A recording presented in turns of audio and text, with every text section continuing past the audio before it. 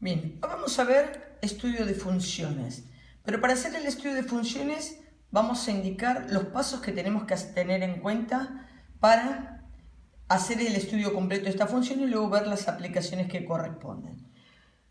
Vamos a hacer un paralelo entre la función f con nuestra función original, que esta función original en nuestro caso va a ser un polinomio o una función racional, en nuestro caso. Vamos a hacer después qué es lo que ocurre con la primera derivada y en paralelo qué es lo que ocurre con la segunda derivada. Todo lo que apliquemos a la función original lo vamos a ir aplicando a la primera derivada y a la segunda derivada. Lo primero que vamos a determinar es el dominio de nuestra función. En el caso de que la función sea un polinomio, el dominio van a ser todos los reales. Y en el caso de que sea una racional, todos los reales menos los que anulan el denominador de esa función racional. Luego vamos a determinar la intersección con los ejes. Sea cual fuera la función, la intersección con el eje X es siempre planteando una ecuación. Y ese resultado que uno obtiene de la ecuación recibe el nombre de raíz o cero de la función que define el conjunto de ceros, ¿sí? Para hallar la intersección con el eje de ordenadas, siempre es a partir del punto 0 y la imagen en ese punto que lo obtenemos en la función original. Luego se analiza el conjunto de positividad. ¿Qué es el conjunto de positividad? Los valores de x que pertenecen al conjunto de los números reales tal que hace que las imágenes sean positivas. El conjunto de negatividad son los valores de x que pertenecen al conjunto de los números reales tal que hacen que las imágenes sean negativas. Por eso el conjunto de ceros son los valores de x que hacen que la imagen sea cero. El procedimiento que se utiliza para determinar el conjunto de positividad y el conjunto de negatividad es el teorema de Bolzano. Uno ubica sobre el eje de abscisas, ¿sí?, la raíz, en el caso de que tenga, y también lo que va a ubicar acá, la asíntota vertical. Recordando que las asíntotas verticales la encontramos en las funciones racionales y recordando lo que vimos ya del concepto de límite, cómo se define la asíntota vertical como el límite cuando x tiende a ese valor prohibido de la función y ese límite nos tiene que dar infinito. En el caso de los polinomios no tenemos asíntota vertical, pero en las racionales puede ser que los tengamos, así que también hay que tenerlos en cuenta. Se toma un valor anterior, se toma un valor entre o posterior, dependiendo de las cantidades de raíces que uno tenga, y nos vamos fijando. Si nos dan positivo, vamos a ir armando en intervalos que nos van a definir el conjunto de positividad y el conjunto de negatividad, ¿sí?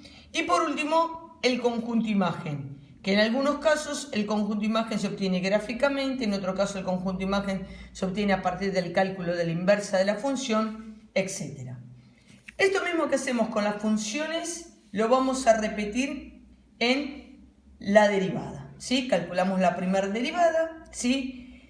Generalmente en estas dos funciones que nosotros estamos trabajando, el dominio se va a continuar de la primera derivada si no se modifica, ¿sí? Y esto que nosotros llamamos intersección con el eje x, que es lo que hacemos cuando planteamos la ecuación y la función la igualamos a 0, cuando la primera derivada la igualamos a 0, obtenemos lo que se llaman los puntos críticos. Los puntos críticos nos definen si la función crece o la función decrece. Es decir, que en la primera derivada lo que vamos a determinar es el crecimiento y o decrecimiento de la función. ¿Sí?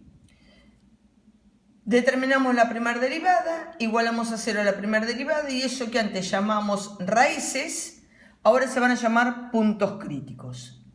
A partir de estos puntos críticos y a partir de lo que hicimos acá, que llamamos conjunto de positividad y conjunto de negatividad, vamos a definir los intervalos de crecimiento o de decrecimiento.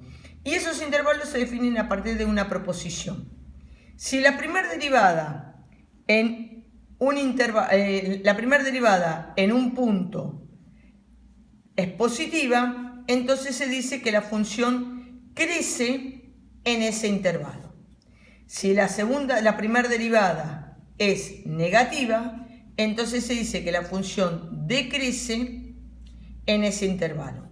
¿Y cómo determinamos ese crecimiento, ese decrecimiento, ese valor positivo o negativo de la primera derivada? Lo mismo que hicimos acá, ¿sí? Vamos a ubicar, ahora en lugar de hablar de que vamos a ubicar las raíces, vamos a ubicar los puntos críticos y siempre vamos a ubicar, ¿sí?, el valor prohibido que nos va a definir esa asíntota vertical, ¿sí?, porque eso nos va a indicar en el caso de las funciones racionales algo que pueda ocurrir con los signos en uno u otro extremo de esa asíntota vertical. Y lo mismo, tomamos un valor anterior, tomamos un valor entre y tomamos un valor posterior y nos fijamos de acuerdo a los signos que nos dan si la función crece o si la función decrece.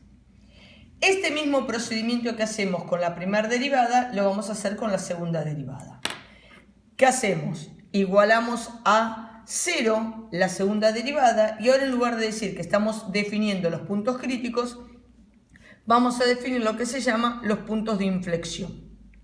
Los puntos de inflexión nos va a indicar la concavidad de nuestra función.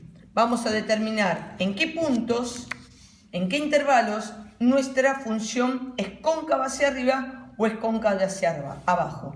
Y también a partir de una proposición en donde dice, si la segunda derivada, ¿sí?, evaluada es mayor que 0, entonces la función es cóncava hacia arriba.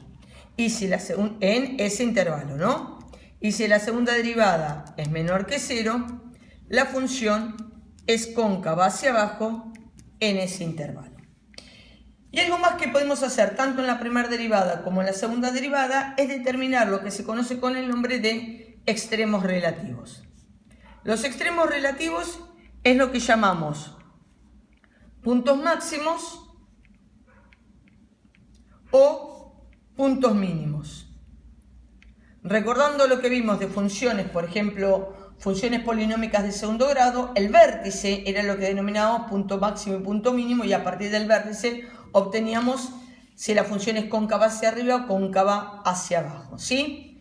¿Cómo se obtienen estos conceptos de extremos relativos? A partir de la proposición que dice, si la derivada segunda evaluada en los puntos críticos, recordad que los puntos críticos son los puntos en donde anulás la primera derivada, da menor que 0, entonces se dice que ese punto crítico es un máximo. Y como punto va a ser x y, recordando que y es la imagen de la función original. Y si la derivada segunda evaluada en ese punto crítico es mayor que 0, entonces vas a decir que x igual ese punto crítico es un mínimo. Recordando que por ser punto es un intervalo xy, siendo y la imagen de x que la debes obtener en la función original. Esto que acabo de hacer el paralelo entre la primera derivada y la segunda derivada, y estos conceptos son lo que vamos a tener en cuenta para hacer el estudio de función.